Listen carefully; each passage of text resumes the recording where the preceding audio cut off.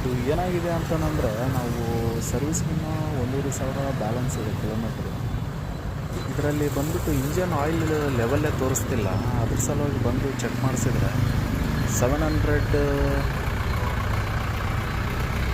ಅಂದರೆ 700 ml ಏನೋ ಕಡಿಮೆ ಆಗಿದೆ ಅಂತ ಅಂತಿದ್ದಾರೆ ಆಯಿತು. ಅದು ಏನು ಕಡಿಮೆ ಆಯಿತು ಗೊತ್ತಾಗ್ತಿಲ್ಲ. ಯಾವ ಗಾಡೀಲಿ ಈ ರೀತಿ ಇಶ್ಯೂ ಬಂದಿಲ್ಲ.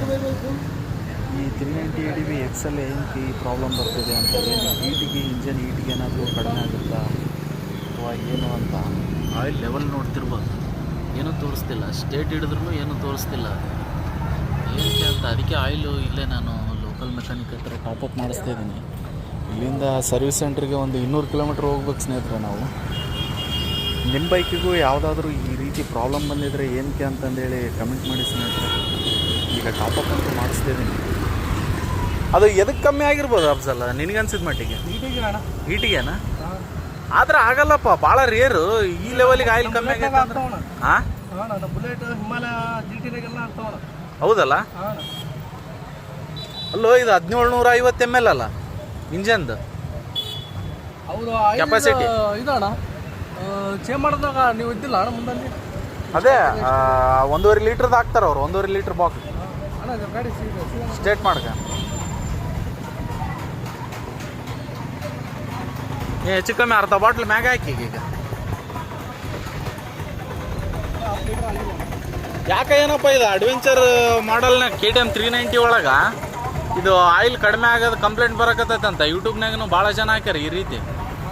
ಅದು ಏನು ಪ್ರಾಬ್ಲಮ್ಮು ಏನೋ ಒಟ್ಟು ಅರ್ಥನೇ ಆಗೋಲ್ದು ನೋಡೋದು. ಹಾಂ, ಅಲ್ಲ ಒಬ್ಬೊಬ್ರು ಚೆಕ್ ಮಾಡ್ತಾರೆ, ಒಬ್ಬೊಬ್ರು ಚೆಕ್ ಮಾಡಲ್ಲ. ಅದು ಏನು ಚೆಕ್ ಮಾಡ್ಲಾರ್ದಂಗೆ ಹಂಗೆ ಹೊಡೆದು ಇಂಜನ್ ಸೀಸ್ ಗೀಸ್ ಆದ್ರೆ ಏನು ಮಾಡ್ಬೇಕಪ್ಪ? 550 ml ಈಗ ನೋಡೋದು ಲೆವೆಲ್ ಎಲ್ಲಿಗೆ ತೋರ್ಸಕತ್ತೈತಿ.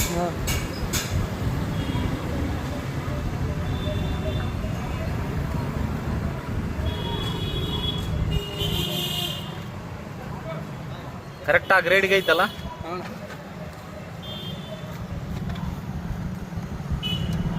ಇಷ್ಟಿರ್ಲ ಏನು ಇನ್ನೊಂದು 150 ml ಆ್ಯಡ್ ಮಾಡ್ತೀಯಪ್ಪ?